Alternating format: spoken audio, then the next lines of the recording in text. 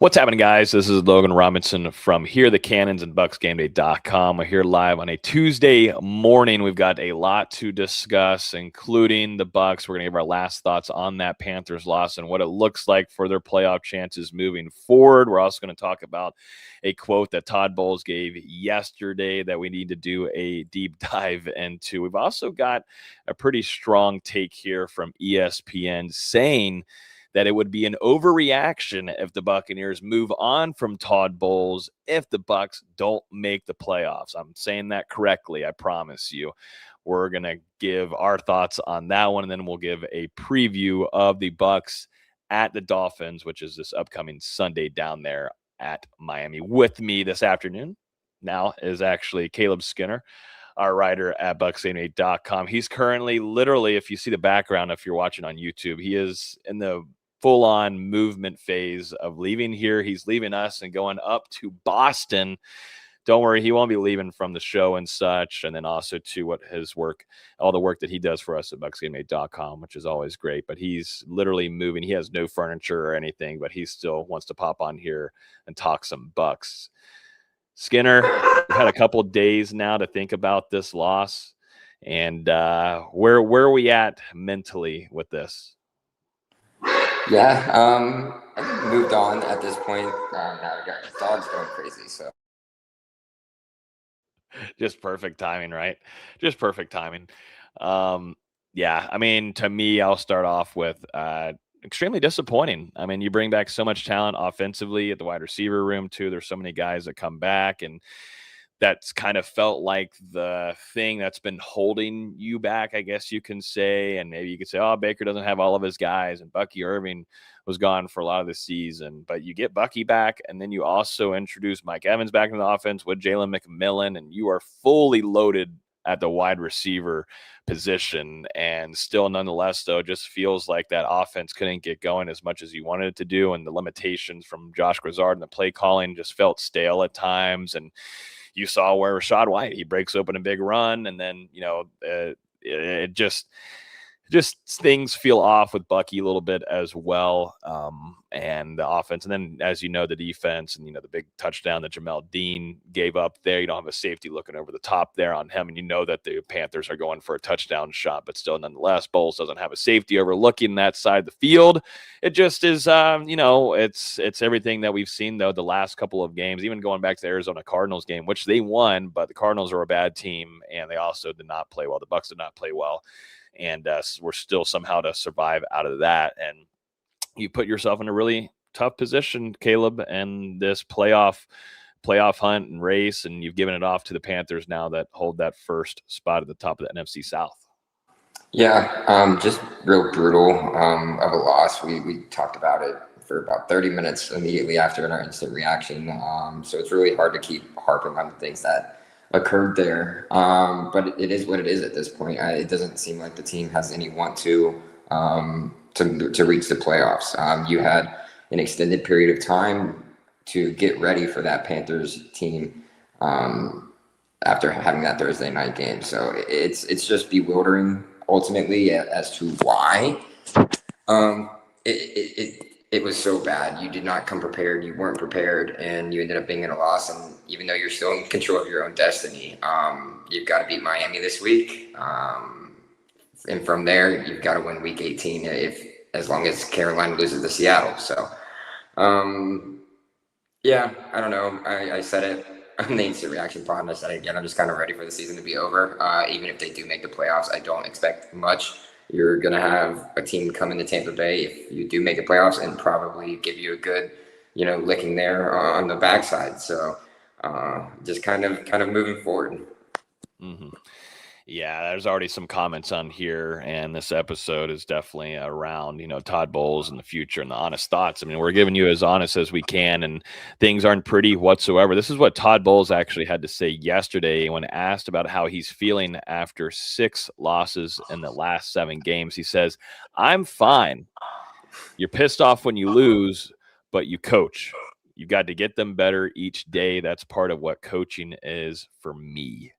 And of course, every Bucs fan sees the part where it begins. I'm fine, this fan base isn't fine. They are pissed off, and as they should be. There was a lot going into this season, a lot of talent offensively. You felt pretty good about that defensive side, definitely with some of those younger guys like Tyke Smith coming in for a second season. And then you saw some of those younger guys in defensive backfield with Jacob Parrish and Benjamin Morrison, guys that flashed all throughout their OTAs and then also in training camp. So you felt like they did a good job in the secondary department, which that team had to do better in. But they did show their true colors when they did not help their pass rush, which they did feel like Hassan Reddick would bring that to them. It just so happened to be that wasn't the case. And Chris Braswell has been a bust so far for them, who was a former second-round pick from Alabama. And two, the linebacker room. Savase Dennis has had not the greatest of a season. Levante David is showing his age. And, the Bucs didn't feel like they needed to fix some of those things in the offseason, and they felt like just bringing in Hassan Reddick and then making those draft picks in the secondary were going to fix things. And this defense has been atrocious. But it's tough hearing your head coach saying that he feels fine. Absolutely not. Last 6 of 7 games, you should not feel fine. I don't care how. I don't know how you kind of describe his demeanor, but I think he's the only one that feels fine at the moment that wears pewter. Yeah, not really what you want to hear from him either. No. I know there's people are like, oh, everybody's going to give Todd Bowles a break, the players, this, that, and the other. That's not what you want to hear from your head coach, that he's fine. Not when you've lost 6 of your last 7, 3 in a row to NFC South opponents, with 2 of those being extremely bad. It's just, it's not it. And yeah, he's going to say, obviously, it sucks when you lose, but do you not get tired of losing? And what adjustments are you making not to lose? It's just not really what you want to hear from the leader of men in that locker room. If you're a fan, or even if you're a player, for him. I mean, I don't want to hear my head coach say that he's fine with what's going on. I surely wouldn't like that if I was there. No, not at all. It's like, what? How are you fine? how could you be fine? And that's what, I think you were talking about earlier, like the team not showing a lot of fight right now. And I believe Rick Stroud was there on hand for the Panthers game. And we've even seen it after Bucs games in person in the locker room. But it just kind of feels like, okay, that happened. That's it. This team doesn't have the want to much anymore, and they don't feel like there's any confidence left for them to go and win. And that's what you have to have. I mean, you have to have that in these last couple of games, because these other teams are sure enough showing. I mean, you saw Bryce Young play the game that he did, and he was fighting for everything to come away with the win up there in Carolina. And he's going to do the same exact thing, no matter whatever the situation is. And here in a few weeks, whenever they finish off the season in Raymond James Stadium, there's got to have some kind of fight. And it's very alarming that some of your veterans like Levante David or Vita Vea, or definitely Antoine Winfield, who, man, I just saw before we went live, he's been named to the Pro Bowl. I truthfully don't know how that happened. I actually have no idea. How bad was the NFC safety room for the league this year? How? It's questionable. Yeah, he had a couple of plays early in the season, but he's kind of fallen way off here as a type of potential playmaker on the back end, which is what he's supposed to be. And he's paid like an all pro #1 safety in the league type money, and it's just not been up to that level. I mean, obviously last year he dealt with all the injuries, and now this year his play has not lived up to that. So it made me question why he got that nod. He wasn't even a top 10 fan voted safety in the league on the fan vote side. So who knows? I think there's definitely better safeties this year in the NFC. I just can't think of them right off the top of my head. But yeah, that one was a head scratcher for sure. Yeah, it was. And, we also got to mention here Tristan Wirfs named to the Pro Bowl as well. And he's a guy that came back from a knee surgery and came into the season. If you guys remember, I mean, was quite shocking just a little bit before getting into OTAs and such. We heard that, wow, Tristan Wirfs is going to have knee surgery before the season. You're like, oh my goodness, how long is that going to impact him from coming into the season? And it took about the quarter or early part of the season before he came back, and you could definitely see it took a little bit of time to get things going. But he has been named to the Pro Bowl as well over there. So Antoine Winfield and Tristan Wirfs there as well on that side. But it definitely feels a little bit different too with just how the season has gone. And that certainly doesn't help things too when you're losing games like the way that this team has in the second half. You just kind of completely throw that out the window, and it's like, man, it doesn't seem like anything's really going well in that favor. And dude, I mean, what's just crazy, you would have thought that, Baker Mayfield would have been a Pro Bowler in the first 6 weeks of the season. That man was even a potential MVP candidate. That's how highly he was playing to begin the year. And of course, you see injuries happen on the offensive side, so that dwindles down, the weapons, but he was still able to get things going. And that certainly has fallen off. And, you could say the impact of the injury, of course. But, that's your Pro Bowlers right there. Now, Caleb, I want to bring up this piece right here in this take from Dan Graziano from ESPN. He put out a take saying that it would be an overreaction if the Bucs were to miss the playoffs, that they would fire him. So he said, talking about that Carolina game, that was a tough one. Bowles' seat absolutely could be getting hot, and this is a spot people around the league have started to watch for a potential change. But we don't know the thought process of Tampa Bay ownership or what we'll do if a collapse continues and the Bucs miss the playoffs. This would be the first season in Bowles' 4-year tenure as Bucs head coach that they didn't win the division, which you'd think would buy him some grace. But this team had higher hopes than just another divisional title. The Buccaneers believed that they've had a roster, before the injuries at least, that they could compete for a Super Bowl appearance, but the offense hasn't improved with better health, and the defense isn't generating any kind of pass rush. Just last week, Tampa Bay pulled outside linebacker Jason Pierre-Paul out of retirement to see if it could help. So a couple of ugly games in Week 17 and Week 18 can make things very dicey for Bowles, but given his track record of success in Tampa and what seems to be viewed as a bit of a thin crop of head coaching candidates, I'm going to lean on an overreaction here and guess Bowles gets a mulligan. Caleb, I mean, you're a diehard Bucs fan. You live down here your whole life. How do you feel about this take here on if it would be an overreaction if the Bucs were to move on from Bowles if they don't make the playoffs? I guess it's good that he said lean overreaction. I guess that makes it just a tad bit better, but pretty brutal. I mean, it's not the right case because he's making the case for it to not be an overreaction. The whole entire, article or piece or whatever that he put out there was geared towards, these are all points of bad Todd Bowles and why you should, fire him. But it's just very confusing. I mean, when you start 6-2 and go the direction that you have, everything goes out the window. You can't lean on, past seasons at this point. You've got to stay in the present with what is currently going on in Tampa Bay. And clearly Todd Bowles is not getting it done. He's got everybody at his disposal to be able to do so. In fact, they should have had a worse record to start off the year, considering all the amount of injuries that they had, and they've only gotten worse as they've gotten more healthy. So it doesn't make a whole lot of sense as to why things are the way that they are, other than the Todd Bowles losing the locker room, right? So there's something to it. Maybe guys aren't feeling, that they're how some coaches can get you amped up for a game or amped up for plays or whatever it may be. It doesn't seem like that's even happening. I mean, you should have came into that Carolina game with, guns ablazing. Yeah, you got to stop to start the game and score a touchdown, but after that, nothing happened.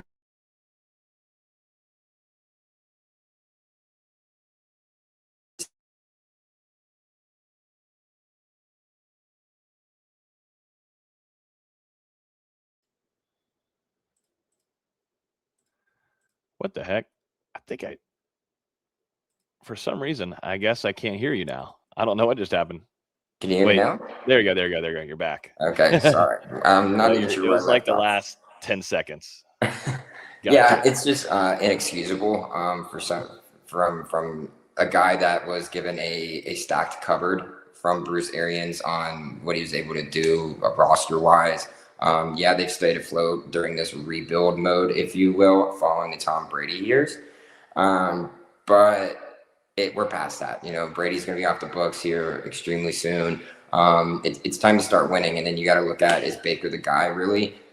I still think that he is. You just got to have the right coaching there for him. So I don't think Josh Grizzard is necessarily mixing well with Baker. He worked extremely well under Liam Cohen because of the creativity that was there.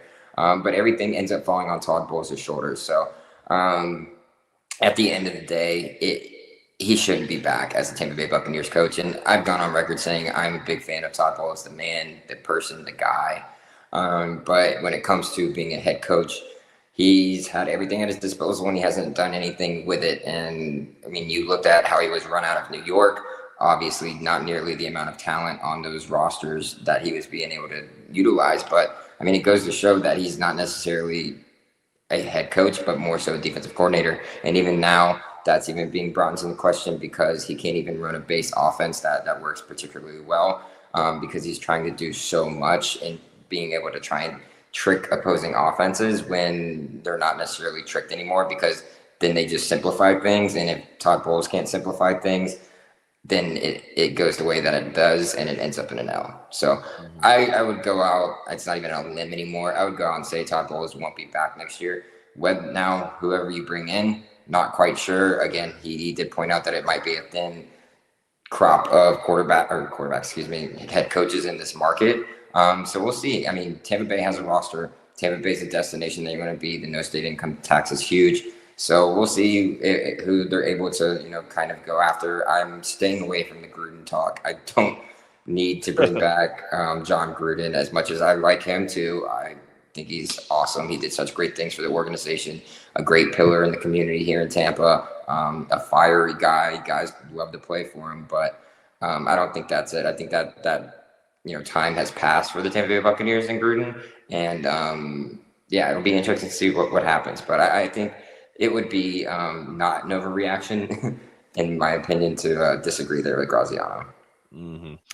And going back to if you are going to be bringing a new head coach, I think it's going to be predicated on being able to focus on the development of Baker Mayfield. That's got to be better. That's got to be better there. And you saw a fall off there this season, and unsure, we saw Liam Cohen, what he's been able to do this season, not only as a head coach, but whatever he's been able to do with Trevor Lawrence. It's been really impressive. It's been very impressive. And he did that same thing with Baker Mayfield. David Canales also played a big part in that as well.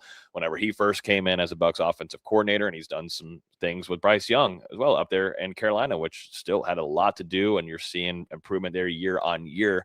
So whoever they do bring in, it's got to be in the realm of helping out Baker Mayfield, because you've seen Baker Mayfield play at a very high caliber. He was a Pro Bowl quarterback last year. Like, this is a guy that, can still play well. Just things have been off for sure. And I think it's a mix of, Grizzard this is a first time play caller. He's never been a play caller before, and he's doing it at the NFL level.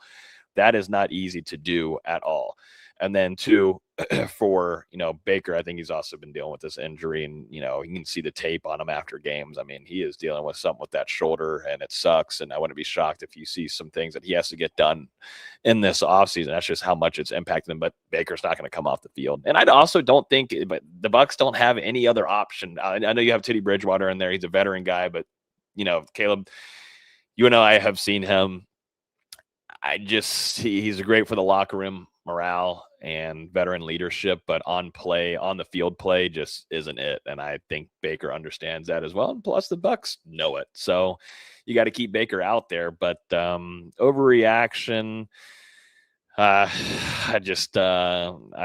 don't think that's an overreaction. I think it's a realistic thing that the Glazers need to think on, because there's just too much talent to work with. And, just depending on what Mike Evans does as well, Caleb, like this could be it for him. I'm leaning that it's not, but you went into the season where that very well could have been the case if the Bucs would have made a run and, Mike gets his record, and then, you're hoping to reach, an NFC championship, and you never know what could happen after that in that game. So we'll see what ends up happening. But yeah, like a lot of people are saying in the chat, it can come from the emotions of the fans and people covering all that kind of stuff, but it's all up to ownership and decision. They have made moves before. I believe they made an extension. I forget who it was. But they're willing to move on, and a contract extension for a head coach is a lot different than it is like in college football and such. Like that is a lot of things, and there's a lot of things tied into that. Yes, the Bucs would lose money for sure, but it's a little bit different in the NFL just because there's not as many long windows for NFL head coaches in these contracts, unless you're a guy like Andy Reid or Mike Tomlin. Right. And I mean, to add on to that too, we aren't sure what type of contract Todd Bowles was given with his extension, or how many years, right? So, Yeah. And then, but going back to the Glazers, and them having to make moves, they've done it for years. You think about Shiano, you think about, he was only here for 1 year. You think about the whole Gruden Dungy thing. He moved on from Dungy, even though Dungy took him, playoffs. Exactly. But you were missing that one thing, and it was, a coach that could be able to get the job done, and that was John Gruden. So, and then they moved off of Gruden, even though Gruden was the guy who won him a Super Bowl not too long afterwards. So, if they're going to make a move, they better make a move. You don't want to do what you did for the 10 years before Brady got here all over again. We're almost done with the rebuild phase, so let's get things in motion. I know your first choice or whoever gets in after Bowles might not be the guy either, but you can't, keep being insane, because the definition of insanity is doing the same thing over and over and over again, and that's where the Buccaneers are right now. So here we go. Going back to John Gruden here. So Gruden was the Buccaneers head coach the 2008 season. The team finished 9-7 that year and missed the playoffs after a late season collapse. Sound a little familiar to you? Despite having received a contract extension prior, the Glazers fired Gruden shortly after that season. So the Glazers are perfectly fine with doing things like this, even after giving a contract extension. And it's very familiar to the situation now with Bowles and where they're at. And I understand, here's the deal, and we can all agree here. It's great. You're getting a division title. That's awesome. Now on the other side, it's the NFC South. I mean, come on. I'm sorry, but it's the NFC effing South. Come on, let's be realistic here. You're facing against the Panthers, you're facing against the Saints, and you're facing against the Falcons. All three awful teams, but you are putting yourself in those positions. I mean, you shouldn't be with the amount of talent you have. The Bucs are awful too. So I know, like, people want to say, like, oh, if you're saying all these teams are bad, they beat you, what does that make you? It makes us bad too. We're a bad football team. That's just plain and simple. Absolutely. We have the talent to be a good football team. We're just a really, really bad football team, and that adds into the whole NFC South is trash. That is what that is. Yep. Yeah, that is awful. Awful. Well, let's see, though. Let's see. The Bucs still have a chance to reach the playoffs here. And who knows? Can you imagine the Bucs? It would have to be a run here. Would be laughing at us. But let's imagine they get a playoff win. But first off, you can't even get to a playoff win if you don't make the playoffs. And the Bucs have to face off against the Miami Dolphins and take care of business on Sunday. I believe right now, I'm looking at the odds. The Bucs are favored by 4.5 points. On this one, the Dolphins just came off of a game where they benched Tua for Quinn Ewers, whatever, and he literally, it was not so pretty there for him on the passing side of things, and wasn't the greatest of a game for the Dolphins. But I hate to tell you this, Caleb, this defense has not done a great job, definitely against rookie quarterbacks. I know Quinn is what is he? I keep on forgetting. He's a rook. He's a rookie. Yeah, he's a rook. That's scary. That's the immediate scariness of this. And even I was going to say, even if, guys that are just new, I don't know what it is with Todd Bowles in the defense, but these guys can't be stopped. They really can't. And you look at Slough from the Saints, like, just not pretty. Not a good defensive play from the Bucs. What are your thoughts on this game going into this one, and what is the main focus for the Bucs to come away with the win? You have to outscore them. I mean, the age old saying, if you outscore the other opponent, you're going to win the game. Obviously, but yeah, I mean, you look at what Miami did with Cincinnati last week, and actually, Ewers had a pretty solid start to the game, but again, scripted, and being pretty consistent, but not ending up having a good game overall. Todd Bowles is usually pretty good against rookie quarterbacks, so that could bode well in his favor. But Miami's offense can score. So if Quinn Ewers is able to figure it out, Miami can be able to put up some points, especially against the bad defense that the Buccaneers have. So ultimately, can this Buccaneers offense do enough, put up enough points to be able to win the game? And Miami's defense is not the greatest, but they're not, the absolute worst, and they're not even good by any means, and they're selling guys off here and there. We've seen it throughout the season for them. They just released Matthew Judon, who obviously is a shell of who he used to be when he was on the Patriots. But you're going to have your opportunities, especially with those amount of weapons that you have on the field. Carolina, much better defense than you're going to be facing in Miami, so that bodes well and breeds confidence in you that they can get it done. But you got to rely on all your weapons. You got to there's no reason that Mike Evans and Chris Godwin should both have under 35 yards in a passing game. Emeka Egbuka should not only have 2 targets with one catch, with that one catch coming extremely late. If Rachaad White has the hot hand, keep giving him the ball. If Bucky Irving has the hot hand, keep giving the ball. Get creative. Put these guys in advantageous positions to be successful and do what they're supposed to do. You got to know your guys' skill sets.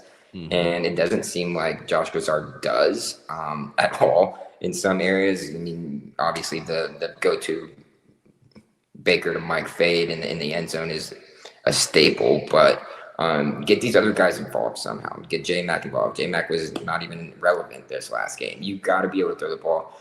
If you're playing to lose the game and you're going to run the ball 35 times, yeah, it was successful, but was it ultimately successful since you went on to lose the game? Like, you ran the ball 35 something times for like 160 plus yards, which is fantastic, right? Mm-hmm. Usually you would go on to win the game, but with Todd Bowles' defense not being able to stop anybody, especially when you got Bryce Young looking like Baker Mayfield back there, being able to shed tackles and get away from defenders, get out of sacks and throw touchdowns, like, you can't have that. And Quinn Ewers, while I don't believe he's as good of a quarterback as Bryce Young, he still has a big arm.